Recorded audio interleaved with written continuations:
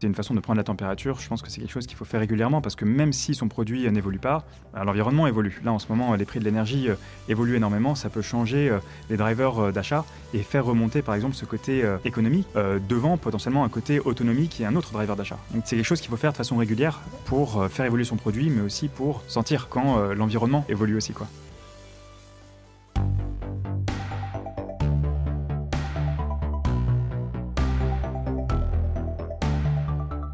Bonjour, vous êtes sur le point d'écouter un nouvel épisode du Panier, le podcast e-commerce dans lequel on décortique les recettes gagnantes des acteurs du commerce en ligne. Mon objectif est de dénicher avec vous les meilleurs conseils et retours d'expérience pour se lancer et progresser dans la vente en ligne. Acquisition, parcours client, outils, plantage, réussite, apprentissage, on abordera ici tous les sujets sans tabou. Je suis Laurent Kretz, cofondateur de Cosa Vostra, agence de conseil tech et créative. Avec la meilleure équipe du monde en conception, créa, dev et contenu, j'accompagne des boîtes de toute taille dans leur stratégie digitale. Contactez-moi sur lepanier@cosavostra.com, sur LinkedIn ou sur notre site cosavostra.com. Bonne écoute.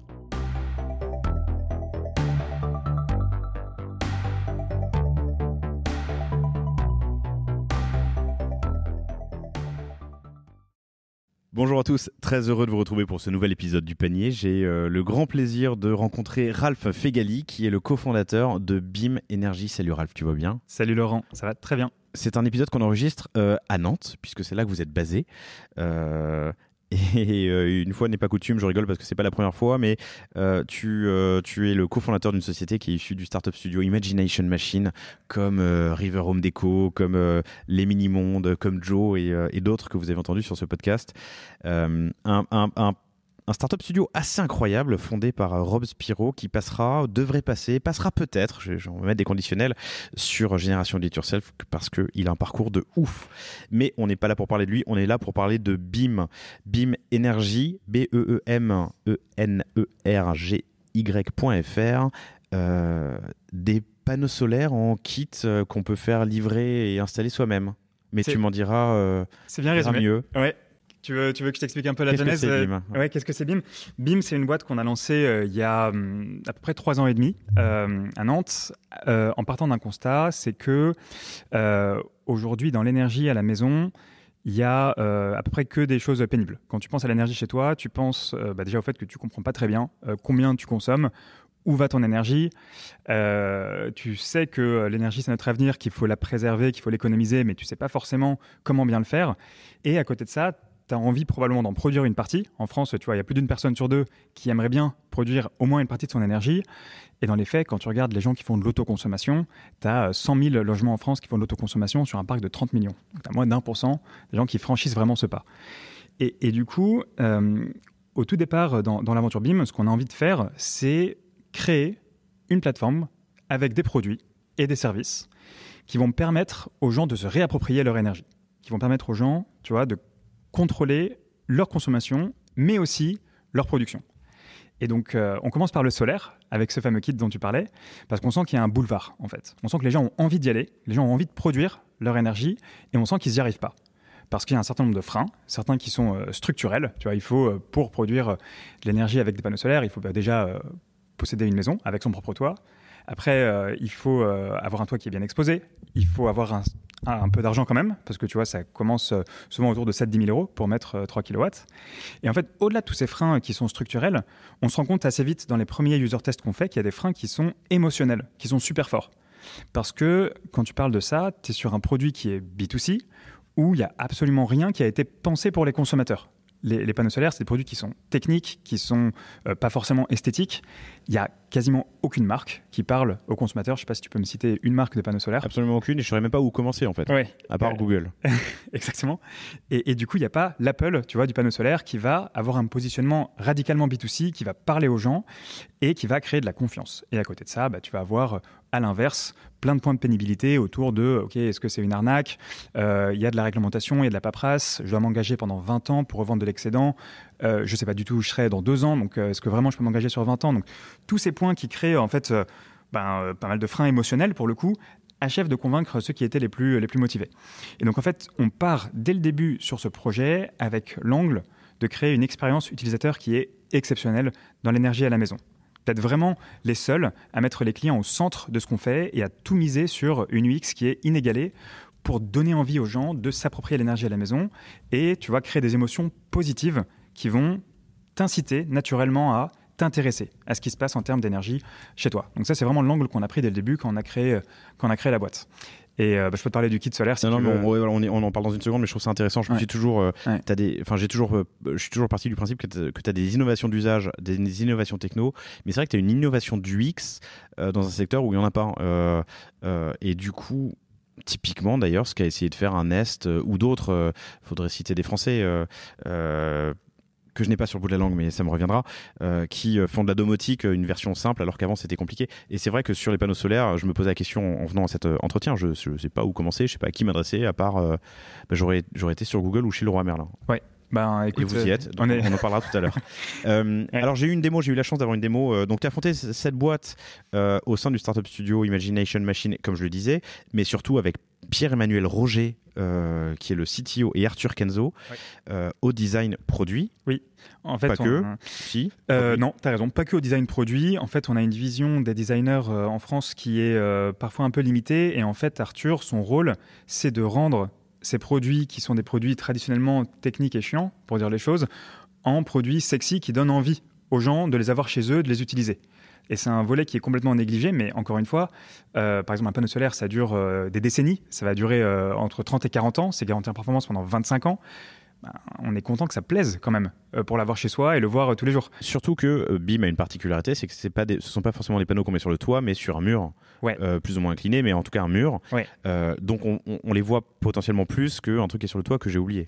Absolument. En fait, autant que ce soit beau.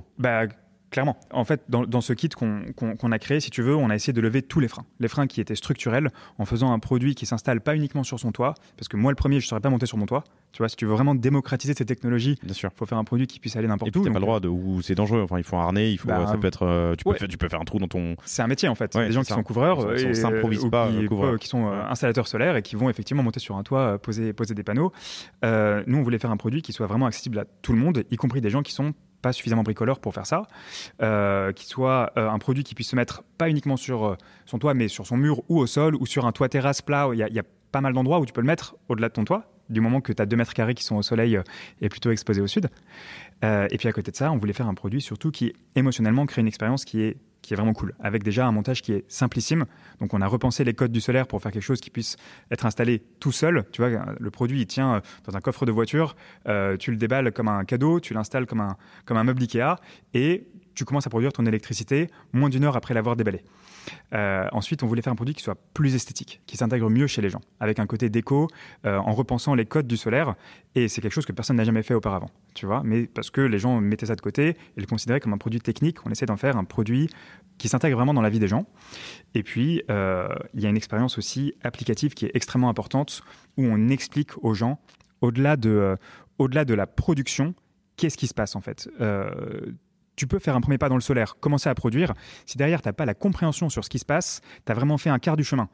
Là où on essaie vraiment d'aller plus loin, c'est qu'on a créé une box qui fait du suivi de la production et qui envoie la data de production sur une application qui te permet de suivre en temps réel, où que tu sois, combien produit ton kit BIM, et derrière, qui ne te parle pas uniquement de kilowattheures, parce que les kilowattheures, les gens n'y comprennent rien. C'est quelque chose où c'est une donnée qui est chiante, qui ne donne pas envie d'aller plus loin, qui te rappelle tes cours de physique. Et du coup, on essaye de parler en équivalence pour faciliter en fait la compréhension et dire, voilà, ça correspond à ce que consomment tels équipements chez soi. D'avoir une vision qui est claire de concrètement combien ça pèse et faire de la pédagogie dans l'énergie pour donner envie aux gens de s'intéresser à ces kilowattheures et comprendre ce qu'ils pèsent, où est-ce qu'ils vont, et après d'aller plus loin progressivement. Et je trouve ça hyper intéressant. Donc, Pierre-Emmanuel a eu la gentillesse de me faire une démo tout à l'heure. Et surtout, il y a la PLV que vous avez au bureau. Effectivement, il y a panneau égal, un frigo, X ampoules, une box internet et... voilà. Moi, il y a un truc que j'apprends aussi et que je découvre tout à l'heure quand Pierre-Emmanuel me faisait la démo, c'est que l'électricité, tu peux l'insérer via une prise électrique tout simplement. Alors, peut-être que tout le monde le sait, en tout cas moi je ne le savais pas, l'insérer tout simplement dans ton réseau électrique en pluguant une prise électrique, sur une prise électrique. C'est vrai que tu as l'habitude de voir le courant circuler de ton compteur vers tes équipements, mais en fait les fils de cuivre qui font ton réseau domestique électrique à la maison, c'est des autoroutes à électrons qui marchent dans les deux sens.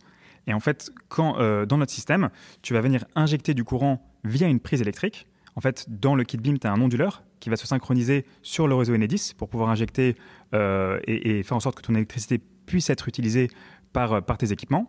Et en fait, ton électron, une fois qu'il arrive sur ton réseau par ta prise, il va aller spontanément vers l'équipement. Une prise normale, la prise habituelle. Une prise que tu aurais chez toi, n'importe quelle prise en 230. Donc, il va sur le réseau, l'électron, avec ses petites pattes. Voilà. Pourquoi est-ce que ma box internet consomme 7 électrons et pas celui qui arrive de mon compteur de DDF, en fait, fournisseur d'énergie, physiquement, il va aller vers l'équipement le plus proche qui consomme. Et donc, du coup, une fois qu'il est injecté sur le réseau par le kit solaire, il va aller vers ton frigo, ta box, l'équipement qui consomme au moment où tu l'as produit. Et en fait, mais à ce moment-là, il y a un électron qui arrive aussi d'EDF. Il y a un principe de en fait, non. proximité. Ce qui va se passer, c'est que tu as besoin, en fait, si tu veux, t'as moins besoin de tirer de puissance sur le réseau parce que tu en as produit une partie toi-même. Et du coup, ton frigo va consommer une partie de cette énergie que tu vas produire toi-même. Et en fait, vu de ton compteur, si tu veux, c'est comme si tu avais débranché tes équipements. Il voit moins, si tu veux, d'appels de puissance parce que... Il se fournit au plus proche, quoi. Exactement. Tu vois, ces équipements, ils sont auto-alimentés. Et donc, tu vas chercher le delta sur le réseau Enedis. Hyper intéressant. Ça me fait penser, j'aurais dû le signaler avant d'ailleurs, mais un super épisode que j'avais enregistré avec EcoJoco, qui est une petite boîte qu'on branche aussi. C'est Laurent Bernard qui était le cofondateur qui était venu. Petite boîte qu'on branche sur son réseau et qui m'indique ma consommation. Je ne sais pas si tu les connais, mais un épisode hyper intéressant et qui est là dans la partie plus aval, donc comment je consomme et comment je peux optimiser. Là, on est donc à Monge, j'insère de l'électricité et l'application qui fait partie du dispositif me permet de comprendre la production, c'est ça ? Exactement. Combien moi je produis à mon échelle de façon individuelle et derrière combien produit aussi l'ensemble des gens qui ont le kit BIM. En fait, la beauté du kit, tu vois, tu es dans une action qui est aussi collective. Les gens le font parce qu'ils ont envie de produire une électricité qui est la leur, qui est du coup faite à domicile et qui est bas carbone. Et en fait, il y a aussi un côté éminemment collectif, communautaire, où tu es content de le faire quand tu n'es pas le seul à le faire. C'est comme le recyclage. Tu recycles, tu es content de le faire, mais tu es aussi content que tu ne sois pas le seul à recycler pour que ça puisse peser, tu vois. Et dans la mesure où nous, on compte cette production, on peut montrer l'impact global des gens qui le font. Et ça aussi, ça a du poids. Parce que tu vois, on a une carte sur l'application de la France où tu vois tous les gens qui ont le kit BIM partout en France et tu vois le compteur de production global. Tu sens, tu vois, à chaque moment que tu fais partie d'un mouvement de gens qui ont envie d'aller, tu vois, de produire et de consommer une énergie différemment. Pierre-Emmanuel et toi, vous êtes ingénieur ? Ouais, moi je suis ingénieur agro à la base. Ouais. Pierre-Emmanuel, il a fait plutôt de la mécanique, de la physique et du coup de l'électronique de puissance. Et Arthur, en revanche, est designer, comme tu le disais, on en parlait. Je vous invite à aller voir son portfolio. Il a bossé sur le Pixel 4, Google. Il a un beau parcours avant d'arriver. Et je trouve ça intéressant que vous ayez compris rapidement que l'expérience, le design, l'interaction avec l'objet, en fait, est du poids dans ce qu'on voit ensuite. C'est pas juste une inno techno, quoi. Pierre-Emmanuel m'a aussi montré comment on le fixe au mur et en fait c'est tout simple puisqu'il y a un cadre en T. Je mets 3 vis et ensuite je clipse le panneau solaire dessus. Alors je fais pas de la pub pour BIM mais j'ai trouvé ça très simple et je comprends du coup que ça peut être accessible à vraiment monsieur tout le monde. C'est-à-dire qu'il y a 3 trous à faire. C'est vraiment ça, si tu veux, qu'on veut inspirer dans l'idée, c'est qu'on a tous posé un cadre à un moment dans notre vie et on a essayé de répliquer ce schéma de poser un cadre. On a fait un mécanisme qui se clipse un peu comme un siège bébé, qui permet que ce soit stable et que ça puisse résister à des rafales de vent et que du coup ça puisse tenir dans le temps. Donc voilà pour BIM. Vous avez 3 ans, vous êtes fondé en 2019, enfin vous avez fin 2018, début 2019 commencé à réfléchir au concept. Vous avez compris qu'il y avait un concept et la boîte a été fondée en 2019, mi-2019 c'est ça, et le premier produit sortait un an plus tard, septembre 2020. Septembre 2020, c'est le premier produit effectivement vendu officiellement sur notre site e-commerce. Raconte-moi après comment, 50 protos. Donc 18 mois en gros après la réflexion. T'as dit quoi, 50 protos ? Ouais, probablement. Parce qu'en fait, une 50 pas loin, ouais. Oui, pardon, j'ai compris 5 ans. Je regardais mes notes, je me disais, putain, merde, j'ai raté un truc. 50 protos en 18 mois, du coup. À peu près, ouais. On les a pas comptés un par un, mais c'est vrai que c'est l'un des challenges en fait dans le hardware, c'est que quand tu veux itérer rapidement sur un concept innovant, c'est plus simple de le faire sur du software que sur du hardware. Je dis une banalité, mais c'est quand même quelque chose qu'on n'a pas forcément de façon limpide quand on commence. Et du coup, une partie des choses importantes à faire, c'est trouver des schémas qui vont permettre d'avoir des itérations qui sont rapides et qui ne coûtent pas trop cher quand tu fais ton produit pour rapidement le tester, comprendre ce que les gens en pensent, trouver de nouvelles hypothèses et les tester à nouveau et faire ça en boucle jusqu'à ce que tu atteignes le Graal, c'est-à-dire le product market fit, à un moment où on sent qu'effectivement, il y a un marché pour le produit que tu proposes. Et ces itérations, donc une cinquantaine, et ce cercle, cette boucle itérative, ouais. Donc on crée, on teste, on mesure, on modifie. Vous le faites en studio, dans un atelier, vous faites vous faites intervenir, vous faites vous-même, vous faites intervenir des partenaires. Comment ça se passe ? On le fait à pas mal de niveaux en fait. Je pense que l'objectif vraiment, c'est de se dire quelle hypothèse on veut tester, c'est quoi les ressources minimales qu'on peut mettre pour la tester. Et donc derrière, je vais donner un exemple. Par exemple, on faisait des tests sur des motifs sur des panneaux solaires. On n'a pas fabriqué à chaque fois des panneaux solaires pour tester ces différents motifs. Il y a des tests qu'on a fait en imprimant tout simplement des choses qu'on collait sur des panneaux solaires, des motifs différents pour voir comment ça résonnait. Et on avait les learnings qu'il fallait pour avancer. Il y a des schémas où on n'avait même pas besoin de développer de produits du tout. On testait tout simplement des concepts sur des slides en appelant des gens en batterie qui étaient intéressés par notre produit, qui s'inscrivaient sur notre site pour en savoir plus, etc. Et en fait, les gens sont hyper contents de participer à la co-construction d'un produit qui, en plus, va dans le bon sens. Et en fait, ça a été... Il y a des moments où tu n'as pas le choix. Il faut produire le produit pour vérifier que ça fonctionne, pour vérifier que une fois que les gens l'ont chez eux, ils en sont contents, que ça produit autant que ce que tu as annoncé. Donc, sur ces points-là, évidemment, on a avancé avec des prototypes physiques, mais il y a aussi beaucoup de choses que tu peux faire en boucle d'itération rapide sans aller jusque-là. Le panneau est assez joli. C'est une sorte de je sais pas de fleurs, mais... bon bref, vous allez voir sur le site BIM Énergie, vous le verrez. Question bête ou pas, c'est obligatoirement noir, une cellule? Alors aujourd'hui, il y a des cellules qui sont de différentes couleurs. Il y a des gens qui font des panneaux avec des cellules soit couleur un peu terre cuite, soit d'autres. Il y a un impact prix et un impact performance. Okay. Et aujourd'hui, le meilleur ratio qualité-prix, c'est sur des cellules effectivement photovoltaïques en monocristallin qui sont effectivement noires. 50 itérations entre début 2019 et la première commercialisation. La première commercialisation, excusez-moi, chers auditrices, chers auditeurs, en septembre 2019. Sur le produit, en parallèle de ça, il faut savoir s'il y a un intérêt. Comment est-ce que vous avez mesuré cet intérêt ? Je pense que dans ces moments-là, tu as envie d'avoir des données qui sont à la fois qualitatives et quantitatives. Moi, je suis bluffé par la force des convictions que tu peux tirer de 15 entretiens avec des gens. Juste s'asseoir avec des gens, présenter des concepts, voir ce qu'ils en pensent, et derrière, tu vas assez rapidement sentir, pas uniquement dans les mots, mais dans les expressions, dans la lumière un peu dans les yeux des gens, si tu es en train de créer quelque chose qui va vraiment créer de l'intérêt ou pas. Donc là, il ne faut pas se mettre d'œillères. Il faut aussi mettre les gens en condition d'être à l'aise, de dire s'ils trouvent que c'est nul ce que tu fais, pour du coup sentir que quand ils pensent que c'est vraiment bien, c'est vraiment bien. Et puis ensuite, il y a un volet qui... Donc ça, c'est du quali, des entretiens. Quali, ouais. Vous avez fait des entretiens début 2019. On a fait des dizaines et des dizaines et des dizaines d'entretiens qualitatifs pour itérer sur plein de concepts divers et variés. Et il y en a un qui est devenu par la suite le kit BIM, qui régulièrement était sélectionné comme étant le concept le plus intéressant dans la liste des 15 concepts qu'on testait sur des slides au début. Je retrouve cette approche chez Les Mini-Mondes qui a fait 200 entretiens, ouais. Et chez Charlotte Sino, ouais. River Home Déco, que je vous invite à écouter aussi, qui me parlait de 500 entretiens, je crois. On est tous biberonnés à la même culture IM, y a pas de... Donc c'est IM, ça ? Ouais. Ok. Oui, moi je suis arrivé, si tu veux, pour être en toute transparence, je suis arrivé avec un peu des réflexes de conseil, avec un bon Excel, avec des drop-down oui, non. Et Rob m'a dit, bon, c'est bien, maintenant mets cet Excel de côté, prends une feuille blanche et... Il va t'asseoir avec quelqu'un, voilà. Une question ouverte, quoi, c'est ça ? Exactement. Donc je l'ai appris, tu vois, je te le disais, c'est ma première boîte. Et donc en fait, une des raisons qui m'a vraiment, vraiment motivé pour rejoindre IM, c'était apprendre aux côtés de gens qui ont monté non pas une, mais 2, 3, 4, 5 boîtes, soit directement, soit indirectement, pour aller plus vite au début. Et clairement, c'était très, très précieux. Je suis inspiré d'un coup. Je pense à des amis qui sont un peu au point mort sur une de leurs activités, sur une boîte qui existe depuis un bout de temps, mais je me dis dans quelle mesure tu dois te mettre en stand-by et puis aller réinterroger tes clients. Mais de manière ouverte, pas en mode vente. Tu vois, les insights que tu tires ou les signaux faibles que tu tires d'un entretien de vente sont pas les mêmes que de t'asseoir et dire bon, je sais pas, on fait des fenêtres depuis 20 ans, mais visiblement on a du mal à vendre. Qu'est-ce qui se passe et de quoi avez-vous besoin aujourd'hui ? Je pense que c'est absolument fondamental à honnêtement tous les stades de l'entreprise de se bloquer du temps pour faire ça et pour demander aux gens ce qu'ils en pensent. C'est aussi une des forces d'être présent en retail, c'est que On peut voir quand des gens passent devant la PLV et qu'ils la regardent, on peut leur demander qu'est-ce que vous en pensez, tout simplement. Et les gens ne nous connaissent pas et vont nous dire très directement les questions que ça leur inspire, si c'est pas clair, et ce qu'ils en pensent.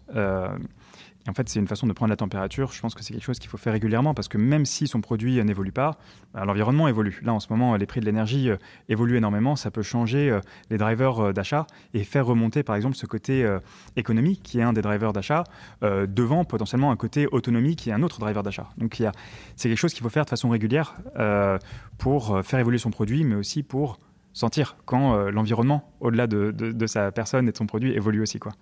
Le concept de BIM ressort un peu comme le vainqueur de ces entretiens. Enfin, le vainqueur, il ressort en tout cas comme concept préféré de ces entretiens. Cali, vous faites du Quanti aussi ? On fait du Quanti aussi, ouais, assez rapidement. Dès le début, au bout de 2 mois et demi, on a une landing page qui tourne avec une vidéo qu'on a tournée à l'arrache avec Arthur. Au bout de quelques mois, donc qu'il reste au moins 1 an de R&D avant de début 2019. Début 2019. On dit on en est au tout début, c'est un concept, etc. Ça ressemblerait à ça si on va au bout du projet. Et voilà un peu le concept de BIM. Et inscrivez-vous si vous voulez être tenu informé de la suite. Et derrière, on se dit est-ce que les gens vont s'inscrire ou pas ? Et clairement, il y a un leap of faith au moment où on met le site en ligne. On a le choix entre faire 0 lead pendant 2 semaines ou commencer à en avoir quelques-uns. Et la bonne nouvelle, c'est qu'on en a eu quelques-uns très vite. Et donc, on a pu commencer Précommande ? Alors, effectivement, on avait un système de pré-réservation pour des gens qui voulaient, sur les premiers exemplaires, qui allaient sortir dans un temps long. On a été clair dès le début. Et on ne prenait pas de cash, on ne demandait pas de transfert d'argent pour financer le produit. C'était parce que le niveau de succès de l'entreprise à ce stade, je te parle d'un truc qui était il y a 3 ans et demi, on était très très très early. Donc on voulait vraiment faire nos preuves et on voulait savoir si les gens étaient prêts à acheter ce produit, ce qui est un peu la question ultime. Il ne faut pas non plus l'occulter. Donc sentir si les gens étaient partants pour le réserver et puis à terme quand il sort, le commander, donc, mais sans demander un transfert de cash. Mais il y a quand même une empreinte CB ? Et il y avait une empreinte CB. D'accord, donc il y a potentiellement, c'est un préachat ou en tout cas un down payment comme il peut y avoir pour la Tesla à 100 € ou Starlink. Ouais, alors c'est un peu différent parce que Tesla, pour le coup, je pense, encaisse vraiment le cash. Nous, il n'y a pas d'encaissement de cash. Et puis c'était Tu prévenais les gens qu'il n'y aurait pas d'encaissement ? Oui, bien sûr. Mais du coup, la valeur de cette action, elle est moindre. Alors c'est vrai, elle est moindre, mais elle te permet quand même d'aller plus loin que uniquement la saisie d'un mail. Donc ça te permet d'aller quand même un peu plus loin dans la... Ouais, excuse-moi. Ça va quand même plus loin que la saisie d'un mail tout simplement. Et ça te permet quand même, sans avoir un transfert de cash, de mesurer une appétence. Absolument. Ok, très bien. Ouais. Quel système vous avez utilisé ?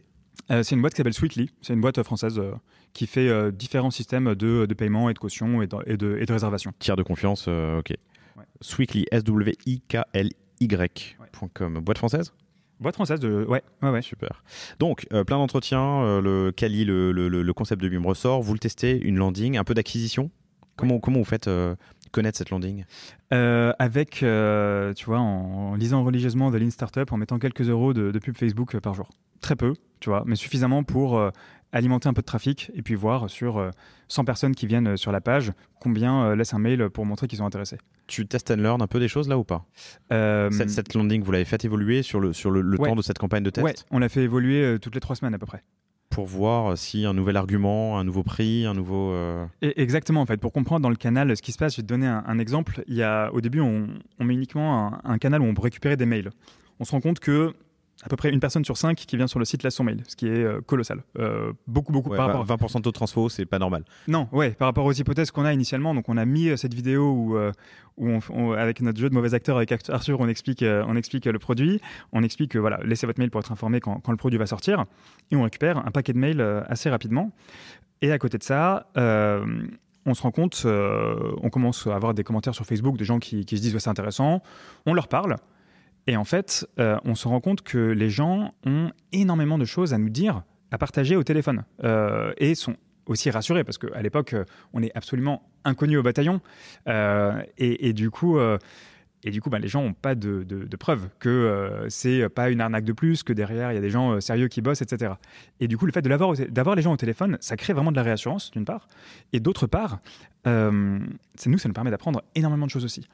Et en fait, tu vois, l'un des trucs qu'on fait très tôt dans le process, c'est qu'on met un process de réservation d'appel pour que les gens puissent booker un créneau pour échanger avec la team et en savoir plus sur le produit, etc. Et de la même façon, en fait, on sature ces créneaux super vite, avec pas mal de gens qui veulent booker un call et nous parler. Et vous parlez, ouais. Et en fait, ça devient une manne par la suite pour itérer, faire évoluer le produit, vérifier la résonance, qu'on va dans la bonne direction, qu'on utilise énormément. Ok.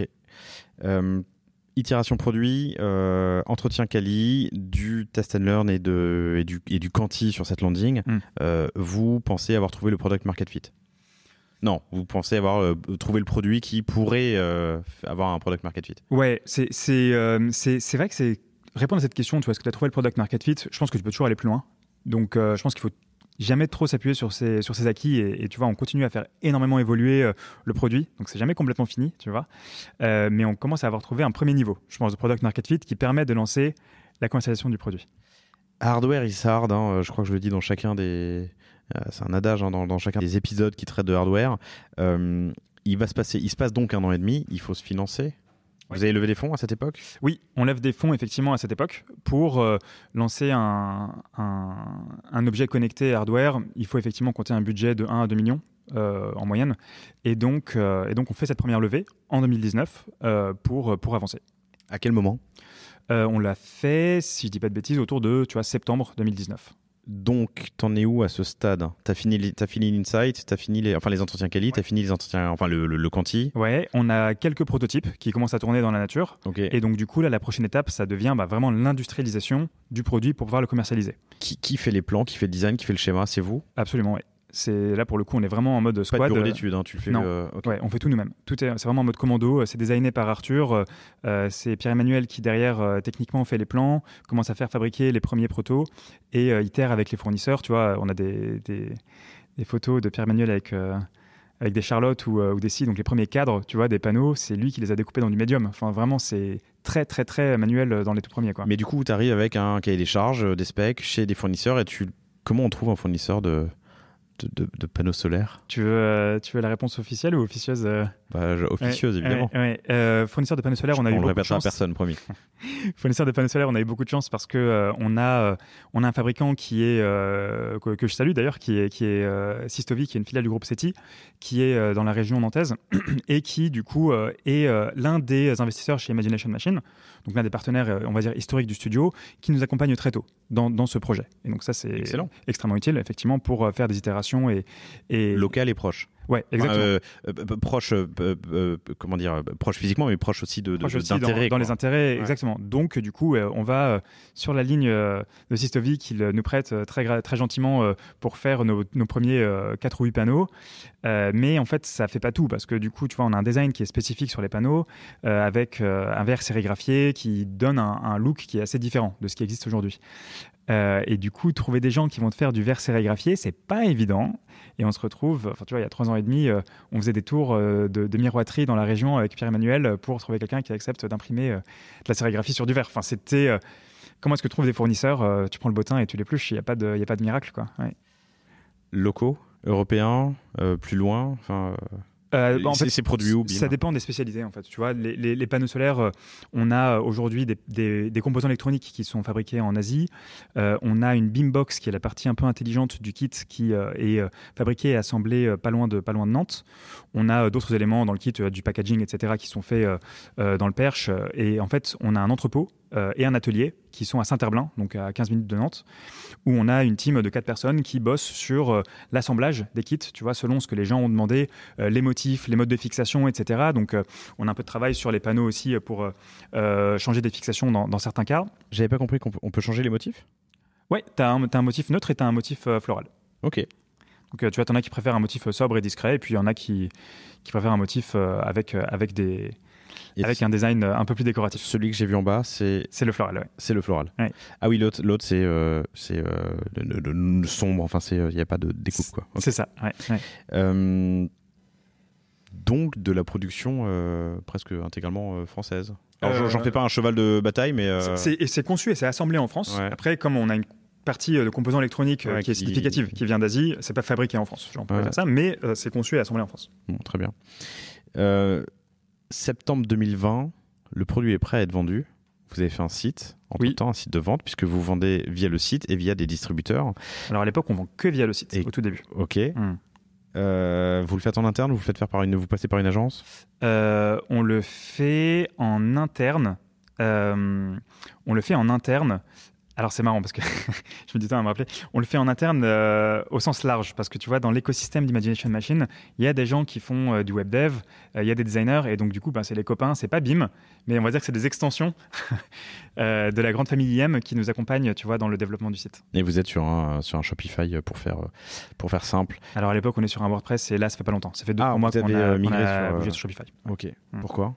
Parce que pour pas mal de raisons, on a fait un bench, on se rend compte que c'est un peu le sens de l'histoire. Il y a beaucoup de sites e-commerce qui sont en train de se tourner vers Shopify. On a pas mal de copains dans d'autres boîtes de e-commerce qui sont en train de bouger vers Shopify. Il y a une conjonction de performance, stabilité du site et derrière flexibilité et agilité pour le faire évoluer qui nous ont conduit vers ça.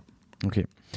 Si on fait une pause à ce stade, on est en septembre 2020, les premiers kits sont prêts à être vendus sur le site. Après 1 an et demi de R&D, itération, évolution, les insights, enfin voilà, on en a parlé depuis une demi-heure. Est-ce qu'il y a des choses que tu aurais pu faire mieux? Mieux, ça veut dire de manière plus quali, de manière plus rapide, de manière plus efficace? Je pense que un des points qui est absolument clé dans n'importe quelle startup, à mon avis, c'est le recrutement. Je pense que c'est un truc qui est, encore une fois, un peu un lieu commun, mais ça vaut le coup de le souligner. Et en fait, quand on commence à recruter, en fait, je pense que le recrutement, c'est une science et que du coup, il faut la bosser avant de s'y mettre. Parce qu'on peut apprendre sur le tas et faire plein d'erreurs, mais un peu comme dans pas mal de choses, il y a une théorie et c'est pas mal de connaître la théorie avant de se jeter à l'eau. Et donc, du coup, ça, c'est un truc où ça aurait été... j'aurais bien aimé que quelqu'un me file le bouquin Who un peu avant qu'on commence à recruter.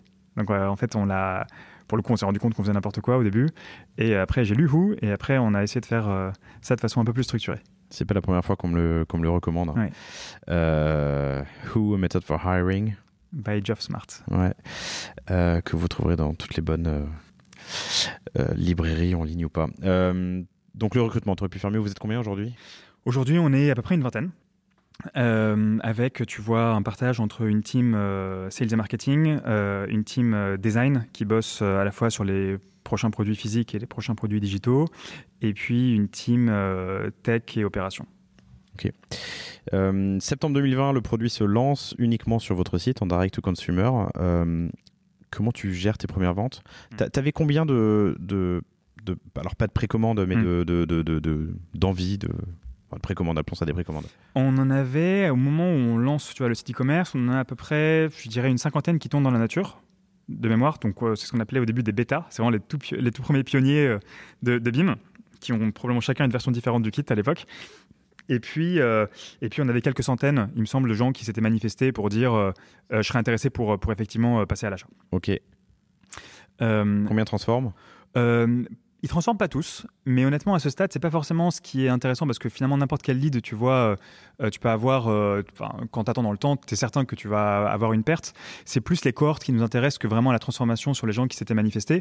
Donc entre temps t'en as qui ont déménagé, qui ont changé de projet, qui veulent faire autre chose ou qui nous ont zappé ou qui ont plus forcément les moyens. Il y a pas mal de changements, mais ce qui est intéressant c'est plutôt les cohortes de transformation sur est-ce que sur des gens qui arrivent sur ton site ils vont effectivement avancer ou pas. Donc on garde un peu ce premier cap et en fait une fois qu'on lance en septembre, on s'attelle à itérer et en fait on comprend assez rapidement qu'il y a un sujet qui est la social proof, tu vois, vérifier que en fait ça a l'air super, mais est-ce que vraiment ça marche votre truc, et en fait on repositionne assez rapidement une section témoignage qui confirme, tu vois, que le produit, il y a pas mal de gens qui l'ont, que ces gens en sont contents, etc. On commence à aussi avoir un peu plus d'écho dans la presse, tu vois, à partir de mars, qui est extrêmement puissant aussi pour te faire connaître et reconnaître.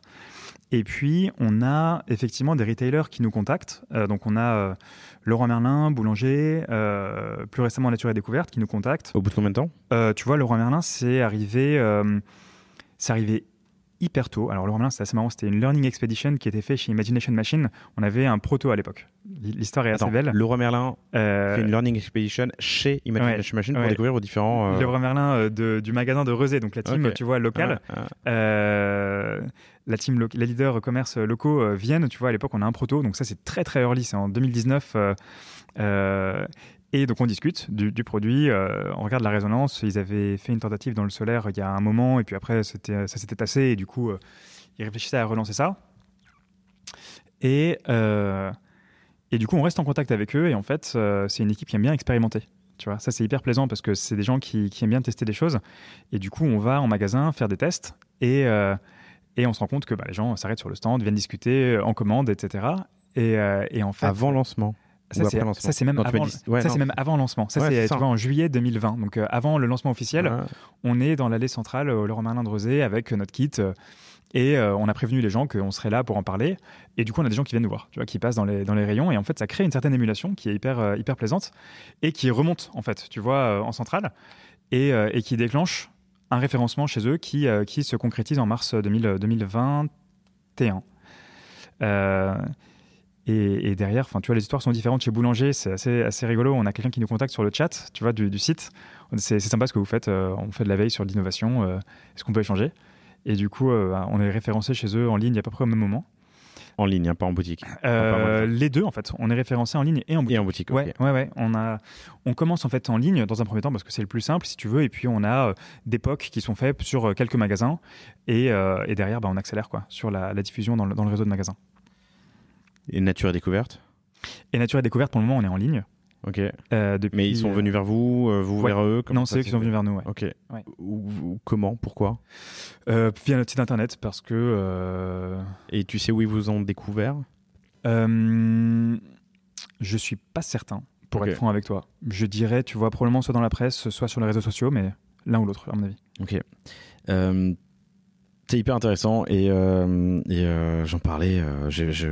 Il sera sorti d'ici là, mais j'ai fait un catch-up avec Quentin Horry des Mini-Mondes. Ouais. Et pareil, on parlait des réseaux de distribution. On a aussi parlé de Nature et Découverte, comme je disais tout à l'heure, qui accompagne beaucoup en préparant cet entretien, beaucoup de startups qui passent ici, et d'autres qui ne passent pas ici, mais qui sont accompagnés quand même.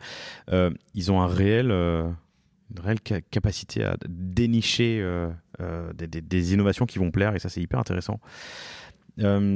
Donc vous lancez d'abord en ligne, vous êtes rapidement contacté par des distributeurs, donc tu as dit Leroy Merlin, Boulanger ou Nature et Découverte. Tu parlais surtout de réassurance, et c'est là-dessus que je voulais revenir. Si vous allez sur le site de BIM Énergie, chères auditrices, chers auditeurs, tu as Trustpilot qui est mis juste en dessous du bouton. Comment ça marche avec c'est de la réassurance. La strate du dessous, c'est effectivement le passage télé. Moi, l'une des questions que je me posais en venant ici, c'est justement l'évangélisation sur un truc qui est quand même un peu tech. On ne s'est jamais vraiment posé la question. Panneau solaire, c'est très bien. Je l'ai vu aux 20h parce qu'il faut rénover mon toit, mais on verrait comment faire. Quel type de questions tu as? Quel type de friction tu rencontres? Je pense qu'il y a beaucoup de gens qui voient encore ça, tu vois, comme étant une étape à 10 000 € nécessitant des travaux pour des propriétaires, tu vois. Donc, tu as tout à fait raison, il y a un marché à évangéliser sur ces solutions qui sont accessibles à tous. Et en fait, cette évangélisation, elle passe par le bouche à oreille, mais du coup, il faut atteindre une certaine masse critique pour que ça commence à se voir, tu vois, et que ça puisse derrière résonner de proche en proche. Et en fait, la présence en retail est aussi importante parce que tu vois, il y a un vrai saut de confiance dans le fait d'être référencé chez Leroy Merlin. Les gens savent que derrière, ils référencent pas n'importe qui, que il y a un assessment de qualité qui est fait sur les produits, que derrière, si le produit fonctionne pas, il y a un endroit vers qui se tourner, qui est physique, tu vois. Donc, tous ces points, toute cette réassurance qui est amenée par le fait de travailler avec des retailers, elle est précieuse pour se faire connaître. Et puis après, il y a aussi la présence dans la presse qui est aussi extrêmement rassurante pour les gens. Tu vois, quand tu tapes BIM sur Google, tu veux voir s'il y a un article ou s'il y en a 40, quoi. Ok, hyper intéressant. Le pricing, tu l'as abordé à l'instant, il est particulier. Vous êtes, c'est entre 7 et 10 000 € si je fais appel à un professionnel. Là, je peux. Ce sera l'équivalent que je vais avoir avec 3 kits BIM. Ouais, en euros du watt, c'est simple. Tu vois, 7 à 10 000 €, c'est à peu près pour 3 kilowatts. Ouais. Donc tu vois, là, on est 10 fois moins cher, mais c'est parce que la solution est aussi 10 fois plus petite. Donc en termes de puissance, tu vois, t'es accessible pour les gens, financièrement aussi. Ça permet vraiment de faire un premier pas en partant, si tu veux, d'une hypothèse, c'est que la marche à 3 kilowatts, pour pas mal de gens, elle est trop haute. Tu vois. Financièrement à la fois financièrement et en termes de puissance, etc., c'est quand même pas complètement anodin, tu vois, de mettre 10 000 € pour mettre, tu vois, 10 panneaux solaires sur ton toit. C'est pas forcément un truc que tu vas faire. Qu'est-ce qu'on fait avec 3 kilowatts ? En termes de qu'est-ce qu'on alimente? Ouais. Alors en fait, bon, c'est un peu technique, donc je rentre dans le sujet de 2 secondes, mais c'est pas inintéressant. Quand tu mets 3 kilowatts, tu vas pas pouvoir tout autoconsommer. Ce qui va se passer, si tu veux, c'est que ta production dans le solaire, elle va être maximale autour de midi, pour faire simple, là où en fait la consommation en général des foyers, elle est plutôt le matin ou le soir. Donc tu vois, tu as un décalage entre le moment où tu consommes et le moment où tu produis. Okay. Ce qui fait que quand tu mets 3 kilowatts, tu vas grosso modo autoconsommer, on va dire, à 30 à 40% de ce que tu produis, mais tu vas devoir réinjecter dans les moments, tu vois, au milieu de la journée où tu n'es pas chez toi, mais tu produis à fond, tu vas devoir réinjecter sur le réseau et donc revendre cet excédent à EDF. Ou le stocker, mais aujourd'hui ça coûte encore super cher. Et on peut stocker l'énergie ? Tu vas avoir des batteries chez toi pour stocker cet excédent, mais il n'y a pas aujourd'hui de rentabilité économique et le rationnel. Et donc c'est une filière qui se structure, tu vois, ça va évoluer, etc. Mais il n'y a pas forcément d'intérêt, on va dire, à le faire. Et donc le fait de commencer, si tu veux, sur des structures plus petites, ça te permet aussi d'être en autoconsommation totale. En fait, quand tu commences à 300 watts ou à 600 watts, selon... en fait, on a tous chez nous un talon de consommation. On a tous chez nous, tu vois, là, pendant qu'on fait cet entretien, ton compteur tourne chez toi, le mien tourne chez moi parce qu'il y a ton frigo, la box, il y a ta box, il y a une la veille, la VMC, une pompe à chaleur. Et donc, du coup, ce talon de consommation, tu vois, le but, c'est de le compenser au maximum avec l'électricité qui est bas carbone, qui est faite chez toi et où tu vas consommer l'immense majorité de ce que tu produis parce que le dimensionnement des kits que tu vas prendre va être fait en fonction de ce talon de consommation. Et du coup, tout le monde a plus ou moins, tu vois, un frigo, une box internet, etc. Donc tout le monde peut partir sur un kit, et puis après, tu vas avoir des gens de 300 watts, et puis après, tu vas avoir des gens qui vont avoir plus d'équipements qui tournent en veille, et du coup, tu peux partir sur 2 ou 3, et en fait, ce dimensionnement a pour vocation que tu n'aies pas à réinjecter dans le réseau. Ouais. Tu vois. Atteindre mon niveau de consommation, d'accord, c'est bien. Ouais. Et donc ce pricing, vous l'avez vu sur le marché, j'imagine, vous avez fait votre étude pour comprendre ce qui était le talon moyen français, j'en sais rien, et comment tu allais y répondre, mais au kilowatt-euro. En euro du watt, tu vois, être cohérent. On est kiff-kiff. Ouais, après, il y a un point qui est important, c'est que tu vois, on a aussi dimensionné ça parce qu'on voulait pas faire un gadget. Ça, c'était un point qui était clé dès le début de l'entreprise, tu vois. Et 300 watts, ça nous semblait être la bonne brique pour commencer à avoir de l'impact et en même temps être accessible financièrement pour des gens qui veulent mettre le pied à l'étrier, découvrir, tu vois, ce que c'est que de produire une partie de son énergie et après y prendre goût et continuer, tu vois, soit en ajoutant des kits BIM, soit en passant sur du solaire en toiture ou vers de plus grandes installations, quoi. Tes leviers d'accélération, donc vous avez lancé en septembre 2020, en 2021 vous faites plus de 2000 ventes, 2022 tu m'as dit que c'était une belle accélération encore. Quels sont tes principaux canaux? J'aimerais avoir une idée de ton mix marketing. Ouais, ils sont en train de se diversifier, si tu veux. Aujourd'hui, on est majoritairement sur de la vente directe. Donc, le retail pèse une part qui est significative, mais qui n'est pas majoritaire. Tu vois, on est majoritairement sur de la vente directe. On a donc des canaux d'acquisition qui sont traditionnels autour de Facebook Ads et Google Ads pour se faire connaître comme pas mal de DNVB. On est en train d'accélérer sur tout ce qui va être stratégie de contenu, tu vois, pour aller plus loin sur finalement la prise de conscience sur la gestion de l'énergie à la maison, sur comment fonctionne un panneau solaire, sur au-delà du solaire, tu vois, comment est-ce qu'on peut agir vers, sur les leviers de sobriété énergétique pour avoir une meilleure maîtrise de l'énergie à la maison. Donc, ces aspects de contenu, on est en train d'accélérer dessus. Et puis, à côté de ça, il y a aussi une ouverture à l'international sur laquelle on est en train d'aller plus loin, tu vois, pour proposer le kit dans d'autres pays d'Europe. Et donc, on a une partie de l'équipe qui bosse dessus en ce moment. Ça voyage bien ? Ça voyage bien. Ça voyage bien. Écoute, okay. Un panneau solaire, je sais pas, casse, poids... T'as forcément, tu vois, ça arrive, tu vois qu'il y a de la casse sur les panneaux solaires, tout comme tu peux en avoir sur n'importe quel produit que tu transportes, mais ça reste minime. Ok, super. C'est passionnant, je suis impatient de faire un catch-up avec toi dans un an pour que tu me racontes comment sera passé de 2022 et qu'on rentre peut-être dans le détail justement de tes différents leviers, du CAC que tu peux avoir sur tes ventes, puisque avec un panneau à 680, j'ai bien retenu 780 euros. Je serais curieux de comprendre ton CAC là-dessus, ton COUDAC.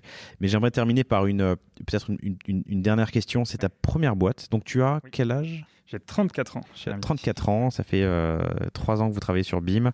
C'est ta première boîte. Est-ce que tu as des apprentissages en tant que primo-entrepreneur ? Qu'est-ce que tu referais différemment aujourd'hui, quelques années plus tard ? Déjà, je conseillerais à tout le monde de lire The Lean Startup. C'est basique. Encore une fois, je pense que tu as peut-être d'autres gens qui te l'ont dit, mais c'est un peu la Bible que j'ai lue en sortant de mon précédent job. Tu vois, j'ai pris un peu de temps pour comprendre la théorie et voir finalement avoir la méthodo. C'est un bouquin qui est extrêmement bien écrit et qui est no bullshit et qui met vraiment l'accent sur les fondamentaux. Donc je conseillerais de lire ce livre. Ensuite, je pense que c'est important de bien s'entourer, notamment de s'entourer de sachants, de gens qui sont passés par là avant, qui vont pouvoir... En fait, c'est un truc que je fais souvent depuis le tout début de BIM et que je fais encore, c'est échanger avec des patrons de boîtes, avec des femmes et des hommes qui ont monté des entreprises, qui sont passés par là avant et avec qui tu vas pouvoir brainstormer et itérer. Typiquement, je me souviens très bien quand on a commencé à avoir des leads, je me suis dit ça y est, super, on a du product market fit. Et donc du coup, j'avais parlé avec le CEO d'une boîte qui m'avait dit non, pas du tout en fait. Il faut vraiment que tu ailles beaucoup plus loin et il faut que tu aies 50 personnes qui te disent qu'ils adorent le produit et qui trouvent ça absolument génial, qu'ils en parlent eux à leurs proches. Donc le fait de mettre la barre plus haut par rapport à ça, c'était hyper important sur des problématiques de unit economics, de marge, de coût d'acquisition, tu vois. Quand tu te lances comme ça, tu n'as pas forcément des repères, encore moins en hardware où les benchmarks sont pas légion, tu vois. C'est quand même hyper précieux de s'entourer de gens qui sont passés par là avant et qui vont pouvoir te dire, en fait, aussi là où eux se sont gamellés. Il faut parler, il faut rencontrer un max de monde. Et il faut parler de son projet, il ne faut pas avoir peur. Non, je pense qu'il faut parler de son projet, il ne faut pas avoir peur. L'idée vaut pas grand-chose. C'est l'exécution qui fait tout. Ouais. Non, t'as le droit de dire non. Mais... je pense qu'il faut le faire et en même temps, il ne faut pas être naïf. Tu vois, et c'est bien assez tôt aussi. Je pense qu'il y a un curseur à trouver. C'est pas blanc-noir. Tu vois, c'est pas. Je pense que ce qui peut clairement tuer ta boîte, c'est d'en parler absolument à personne parce que tu as le concept qui tue, etc. Donc ça, je pense que c'est sûr. Et en même temps, faut être lucide. Quand tu partages un deck, quand tu pitches un concept, faut être quand même assez vigilant sur à qui tu es en train de le partager et à qui t'en parles. Parce que tu as aussi des gens en face qui vont pas hésiter à s'en inspirer pour faire des choses. Ralph, merci infiniment pour ton temps, c'était passionnant. Je découvre une verticale et je découvre aussi des concepts d'électricité, de physique que j'avais pas. C'est cool. Avec grand plaisir. Et, voilà, merci infiniment. Belle aventure. Je suis impatient de faire ce catch-up dans un an et que tu me racontes comment s'est passé 2022. J'espère, chères auditrices, chers auditeurs, que cet épisode vous a plu. Vous pouvez contacter Ralph Feghali, Feghali sur LinkedIn ou évidemment Pierre-Emmanuel Roger ou Arthur Kenzo. Et surtout, allez regarder BIM Énergie pour bien comprendre tout ce qu'on vient de se dire. Merci Laurent. Merci Ralph, à bientôt. Salut. Merci d'avoir écouté cet épisode du panier. J'espère qu'il vous a plu. Si c'est le cas, et même si ce n'est pas le cas, abonnez-vous pour ne rater aucun épisode. Parlez-en autour de vous et laissez-moi un commentaire sympathique sur Apple Podcast. C'est ce qui m'aide le plus à remonter dans les classements. N'hésitez pas non plus à le partager à chacun de vos contacts dans le business. Chaque nouvel auditeur intéressé est une victoire. Si vous avez besoin d'un accompagnement tech et créatif, que ce soit pour votre site internet, votre stratégie de contenu ou d'inbound marketing, n'hésitez pas à me contacter à l'adresse lepanier@causavostra.com. À bientôt.